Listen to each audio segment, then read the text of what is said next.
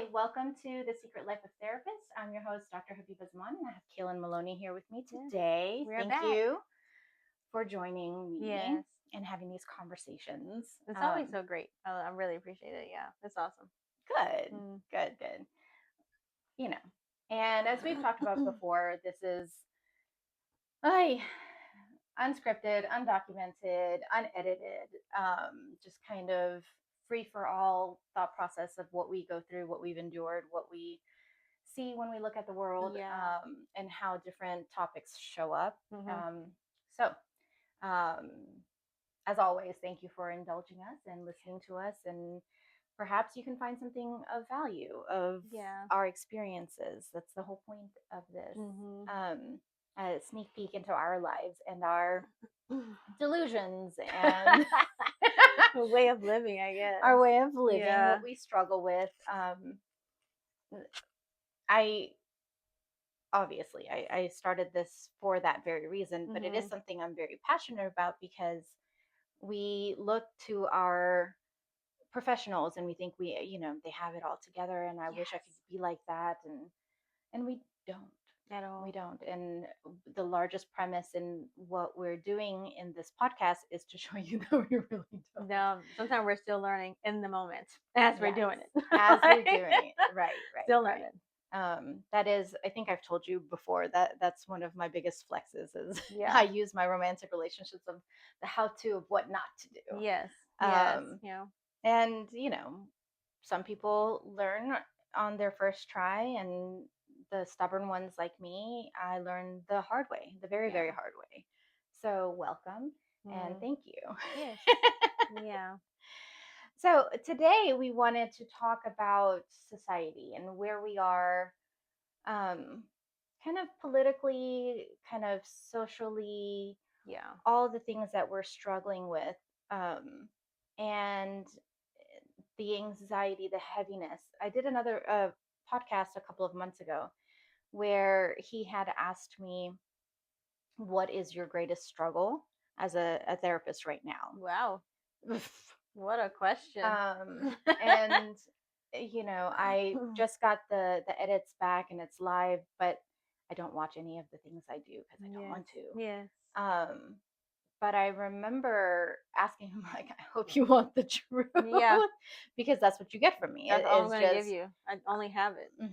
My truth and not some pretty version of it. Yes. And my answer, and this was in November, towards the middle or end of November, that I did this podcast with Michael. And my answer was the anxiety of sitting there with the drama and the trauma that everybody is experiencing collectively. Yeah. It's heavy, and we have that as well, and Mm-hmm. how to navigate it while giving everybody else hope is exhausting. Yeah. Right? To acknowledge and authenticate the experience of our clients, of our friends, of our family members, while also being their cheerleader. Yeah. Right? Being like, yeah, and but look at this and this and this is happening, and there's small progresses that are being made, and all these things where I also just kind of want to curl up underneath a rock and dissipate. Yeah. I do have clients who are like, you're so optimistic. I'm like, I'm like, for you. I am for you. But yeah, like when I'm close up and go home, even on the ride home, I'm just like, what am I going to do with this? How am I going to deal with this? What is it going to do with this? And again, it's not that it's total honesty. Like we're totally honest with the clients and honest with ourselves, and everybody's situation is a little similar to some degree. But we don't get to spiral. No, as when we they're take spiraling. it home, we have to figure out how to package it properly because we have to come back the next day and the next day and do 5 and 6 clients like each day when everybody's having the same problem. It's like, I'm like fried. My brain sometimes I'm really like holding back like tears, like as we're going through it, and I'm like, I cannot cry in front of my clients. Like what? But I'm still human. And it is still a reality. My feelings are what they are. And as I'm trying to help them process, as one of those moments in real time. We're both processing. So it does it does become a pretty significant challenge. I don't think you really ever like master it, because Mm-mm. otherwise you would be shutting off your feelings, and then that's not being true either. Do they call you out on it? If I'm like teary eyed? No, I guess so. In the beginning, right, of every session, it's just like, hey, how's it going? Mm-hmm. How have things been? Yeah. And they're like, like, it's good, it's good. Mm-hmm. And how are you? And I'm like, I've Yeah. had clients call me out. I'm like, Yeah. great. Yeah. Yeah. Like, Mm-hmm. their sunshine. And they're like, oh my God, Habiba, Yeah. you are trying so hard to be okay. And I was like, Mm-hmm. I am. Yeah. But I'm not. Yeah, no, I don't know if I am, because it's a dumpster fire Mm-hmm. outside. Or if things have actually been a dumpster fire, Yes. right? To acknowledge that. And anytime I try to minimize it, especially in the beginning, my voice does like this weird, cracky, Yeah. pubescent kind of shift. Mm-hmm.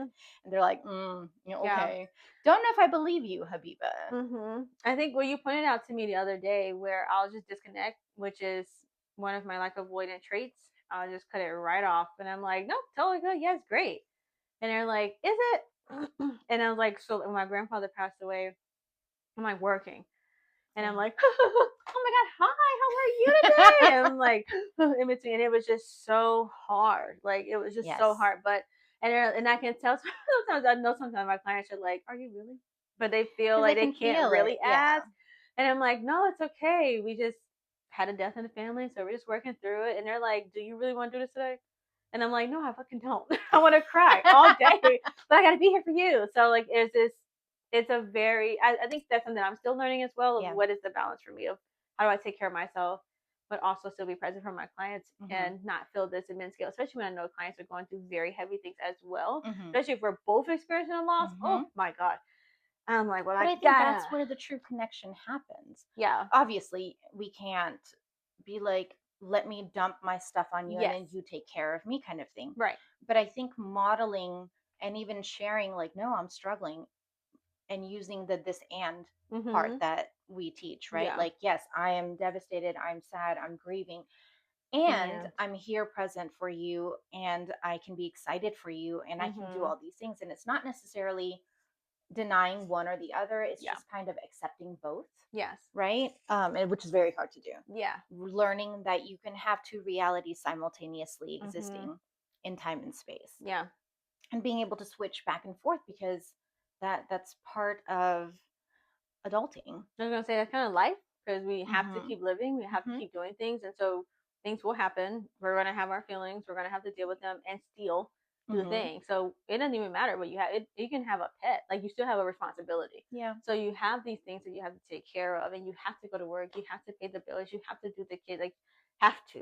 Mm-hmm. So sometimes you're having to cry as you're going to work. Like it's just where it is.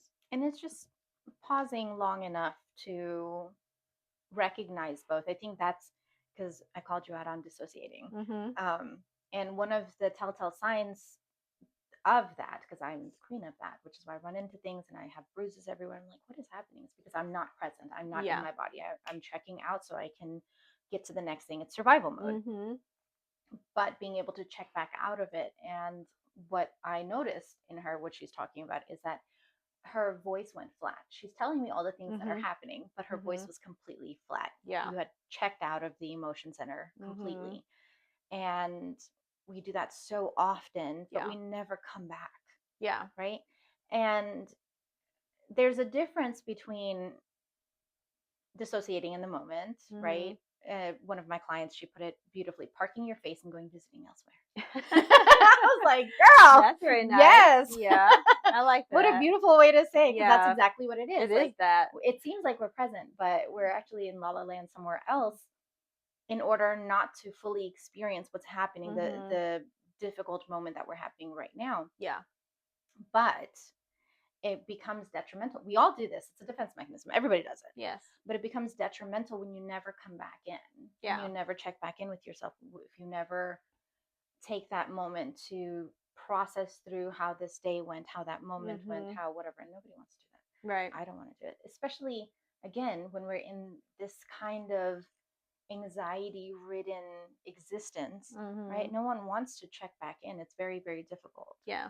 And but I do have a lot of people in general, even my family, are like, "Well, who do you go to when you're in trouble?" And I'm like, my rug. Like I just don't, there's nothing. I'm just here. But no, like of course, like therapists have therapists, doctors have doctors. Like we have you that we Yes. go to. And it's sometimes it's mandated, especially if you do trauma work. Yes, it really is. And you don't recognize sometimes that some of that you carry it home with you, and so you need some type of outlet, some type of other support there. And so I think the work that we do, we have to be very careful with who we disclose things to and like how Yeah. close we are within our relationships, because what we experience, whether it be through us directly or just again, like sometimes it's even just vicarious through or just like a transference of clients of how do we deal with these emotions and we go home with them. It's not like I can just talk and be like, oh my gosh, today was just so tough. And like this, we don't have that type, because it really does take a certain person to be able to do the work, and let alone be a friend of that person, to where they can know that you have that support without them like trying to ask more questions, like just know how to be there.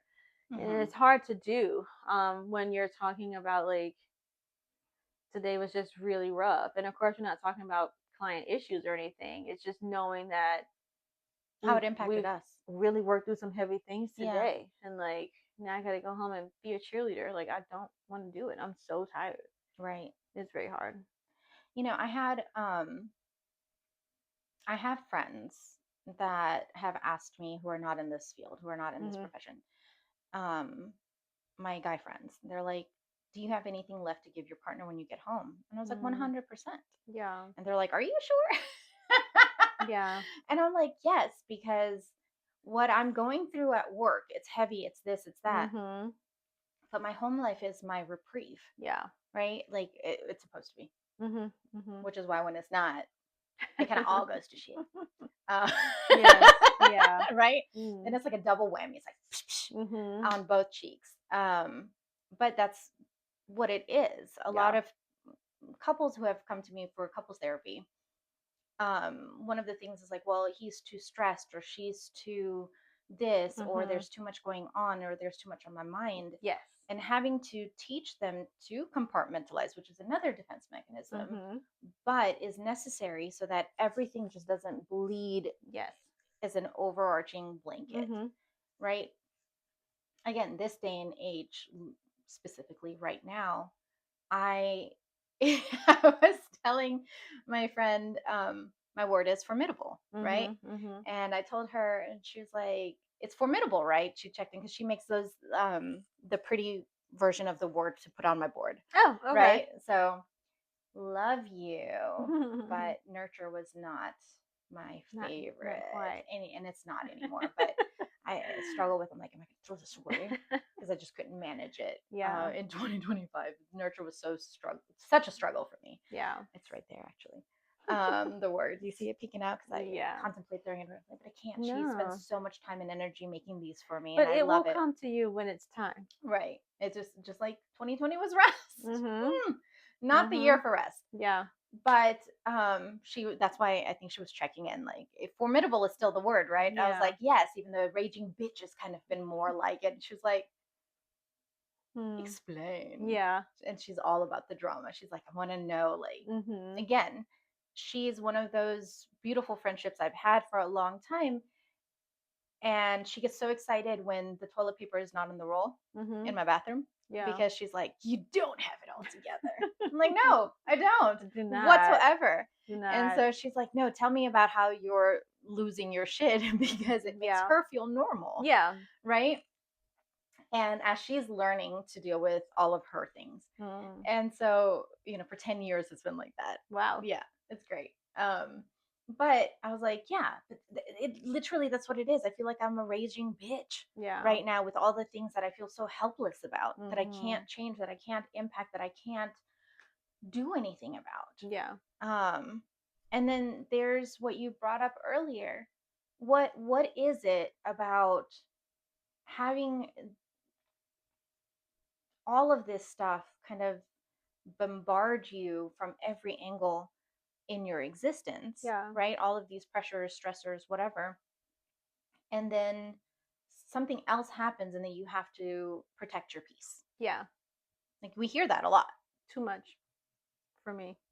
I'm really just Tell me. I let the media do what the media does, but sometimes the media is just so oversaturated. And I With all think these trigger words. yes, and then the word trigger itself. It's just always Yeah. something that's just like everybody is now a theorist and like a psychologist and a doctor and a medical professional of some degree. And I just have all this information. I'm just gonna tell you all these different things, and it's like, ugh. And so when I hear it, I'm protecting my peace. I'm like, what does that mean for you? Well, I'm just not letting people bother me. And how are you doing that? Because unless you're like, I don't know, Mother Mary, that's not possible. Things are going to bother you. People are going to bother you because you have feelings. And again, unless you're cutting off your feelings, people and things will bother you. If you're walking out the door because you're in a rush and like you twist your ankle coming down a step, you're mad as hell. You're annoyed. Things will bother you out of your control or in your control. So when it's like I have to protect my peace, I'm like, okay, and do what? Because if the answer is I'm just gonna not let people get on my nerves, and how do you plan to do that? Well, I think that's a yes and a no, right? I think there are people who have been lifelong codependent people, like me, right? Where everything was about making sure the other person is taken care of and loved and they know that they matter. And the focus is always on their well-being, healing and well-being over mine. Yeah. I think learning to protect your peace is a very, very challenging and it's a courageous act. Yeah. Right. And there are times where you have to learn how to shut things down, cut things off, again, with limits and boundaries. A limit is, you can't do that. Yes. Which we cannot control. But telling somebody a limit like that is also necessary. Yeah. Right. And a boundary is, I'm going to do this. Yes. So it's this barrier, right? The limit is on that side where what they can and cannot do with you. And then the boundary is, if this happens, I will then whatever, in order to protect your peace, because the peace has been like non-existent your whole life, which was my thing. My conversations with my ex, for example, it is just what it is. I had to distinguish the difference between, okay, what is protecting my peace? What is being avoidant? What is, I'm going to make sure you know every pinpoint detail of why what you did was wrong and harmful and blah, blah, blah, blah, blah, blah, blah. Right? More of this, let me teach you so that you don't do this again, which is just another pretty little bow of setting a limit, because I can't control what they're going to do. Right. So which one of those things versus, it is genuinely, I'm going to protect myself. I'm going to protect my peace. Which I think it's an absolutely necessary practice. But I think because it is just overly used and now it's just overgeneralized, it's just across every single piece of life. It's people go about it without the boundaries, and they think they're setting boundaries, but you're really not setting a boundary. So it's just like so you make me upset, and now you're cut off. That's not how that really works. Like depending on what it is. Do you think it's being used as an excuse to not confront life? I think it can be. Okay. I think it can be used. I think it has been, I should say, used in that way of like, I don't want to deal with that, so nope, preserve my peace. And it's like, well, some things you can't avoid, some things you really shouldn't avoid. And so how do we know the difference between let's like which ones do you do? Avoidance or ensuring that you hear this argument? So I used to be I'm gonna make sure you hear this argument, because it was like my thought was the outcome would be they would care and they would change. Respect me and they would change. So then it was it's like education. I'm teaching you why this, that, and the other. This is why it's important. I'm not arguing necessarily to be aggressive or to win. Yeah. I have no need to win. No. My ego there is like, because I'm always right. But very much like, I know it's most important to me is, do you understand? Right. Do you understand what I'm saying? Do you understand why it's important? So it used to be a lot of that for me, because I felt like, I don't know, just I guess past traumas, I already didn't feel valuable or valued. So it was like, I need to show you like why this is important, because I am worthy of blah blah blah. But that's also part of the correct way to apologize. If someone doesn't tell you, I understand why this was wrong and why this was hurtful, you can't trust that they won't do this to hurt you again. Yes. So again, people who kind of like beat it over the head, which for me, like I said, unfortunately with the wrong people, there's 26 email threads back and forth because it's used and weaponized against you. Yeah. And you're caught in it very quickly because you're still in this space of, no, like, you're wrong. I have to tell you, you're wrong. I need to explain. Let me show you. You're still misunderstanding. And so it was a very big kind of point for me when I was misunderstood. Yeah. Over time, I've gotten more to this place of I guess more of a filtration system. So I kind of decide who deserves how much and what. So I'll give you the information if I'm upset, or if you're upset at me, we'll talk it through. And that's it for me, though. I don't have any more after that. And that's the protecting the peace. So I said my piece. And that's it for me. And then I don't need to continue to convince you. No. And there's no badgering. I'm not badgering them, they're not badgering me. There isn't a, well, I mean, because you did this and you did. We already acknowledged what was done. We'll take the accountability. We're going to apologize if it's necessary, and do the necessary work to keep the relationship going and just move on through whatever the hump was. But I'm not a person that we're just going to keep talking about discernment. I need you to shut the fuck up. We've already discussed it. If you're still upset, take your time, be upset. I'm not upset about that, because things linger. You need time to get over certain things. That's fine. But you're lingering it. You're dragging it. Ooh, girl, no. The time also, neurologically speaking, is 2 hours. So if there's a disagreement, right? Yes. We have high feelings. You're very passionate. I'm very passionate. Yes. So it's gonna be loud. Right? Loud feelings. But if anybody needs a moment, like I need a break, 2 hours is max.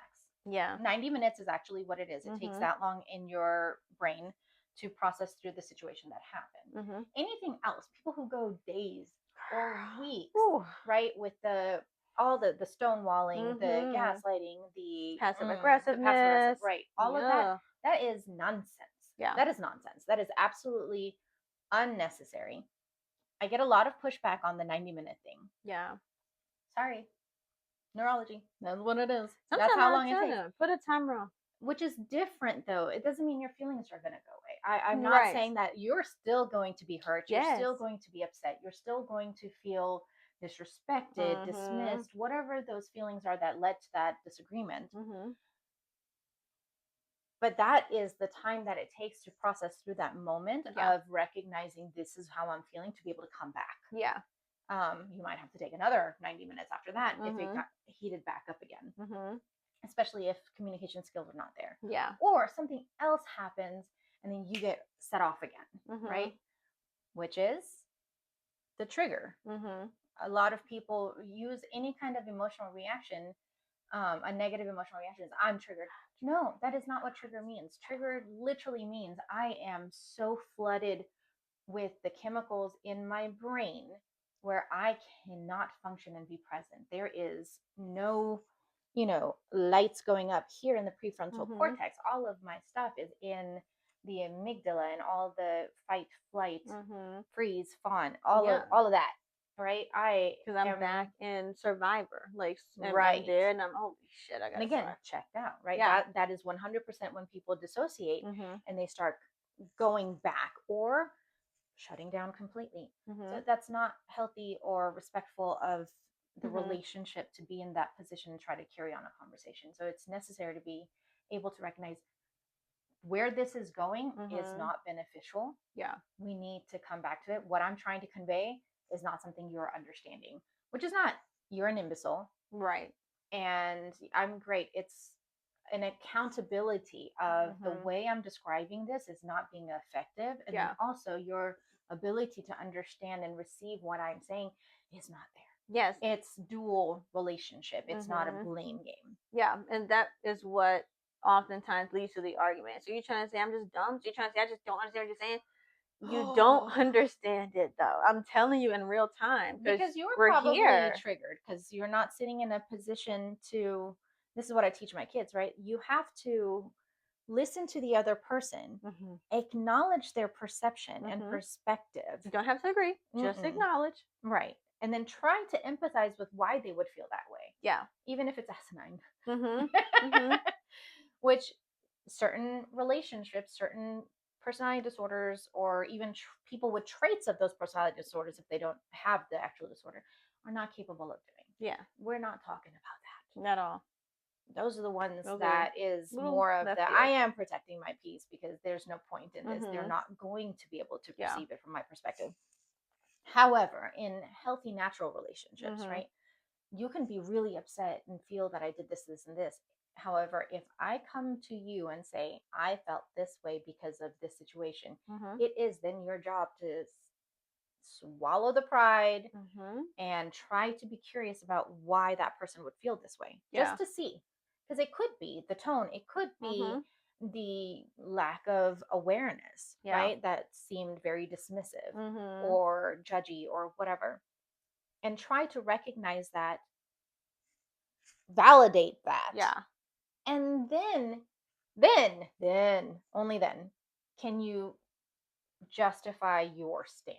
And I use the word justify because at that point you really want to defend yourself without being defensive.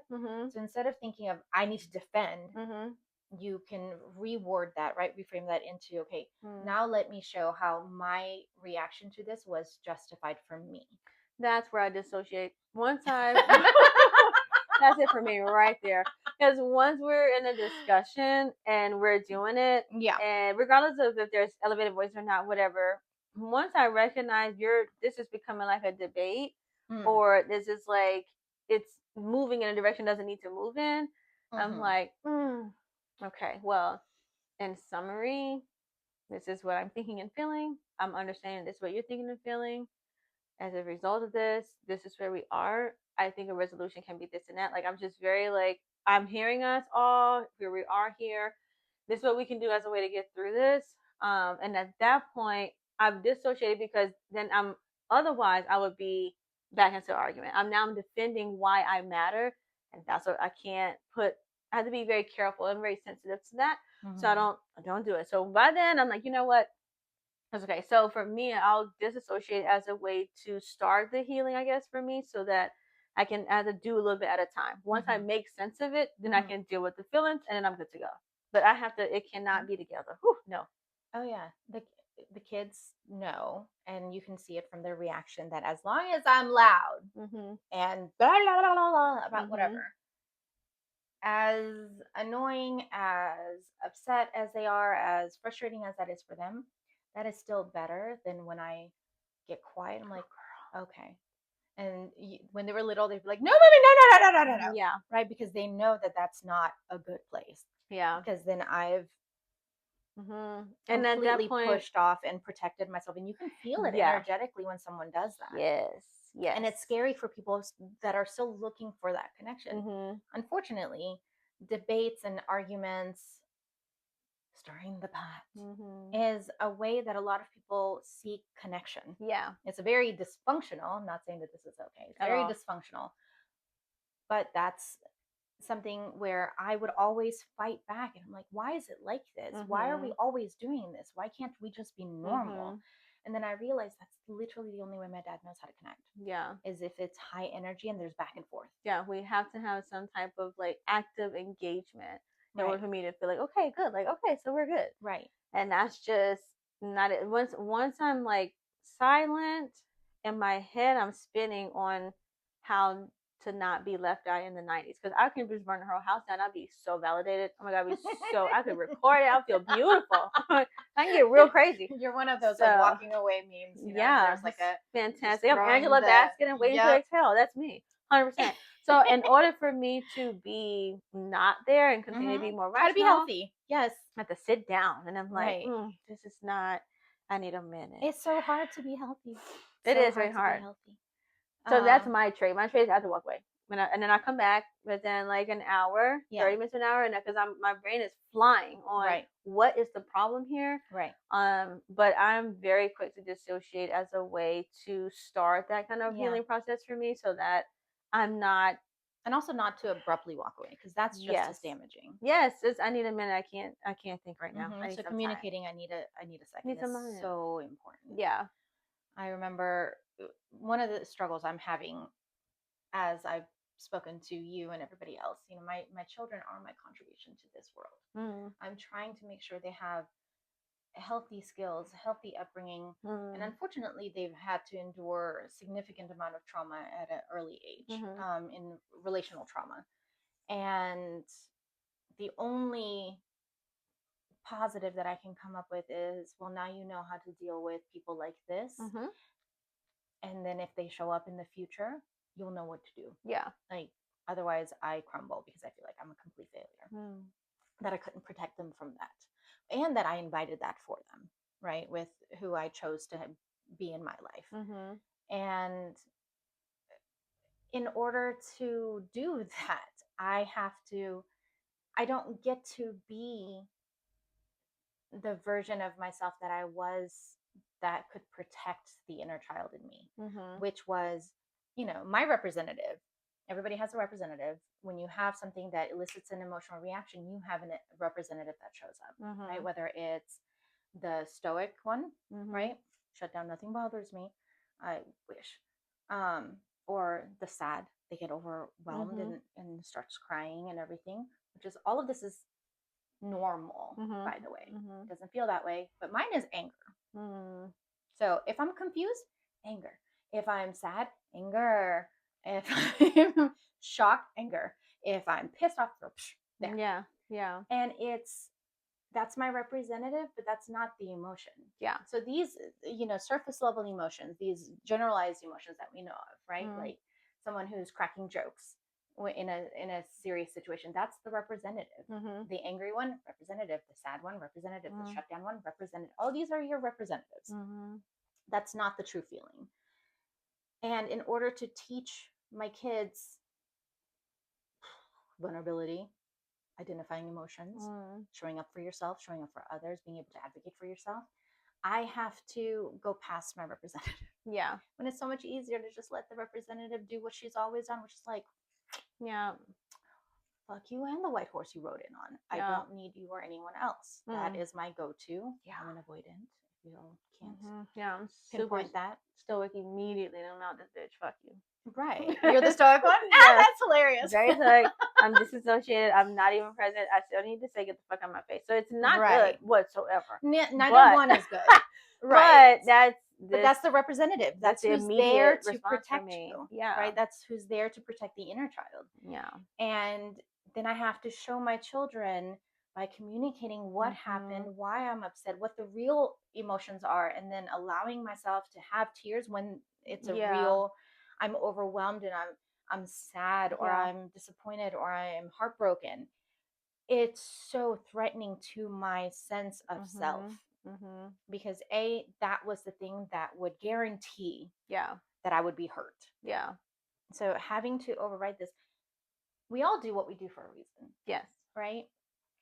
And part of what we try to teach is, what is the reason? Yeah. Right? So the primary would be, I'm protecting my peace by either being stoic or being angry. Right?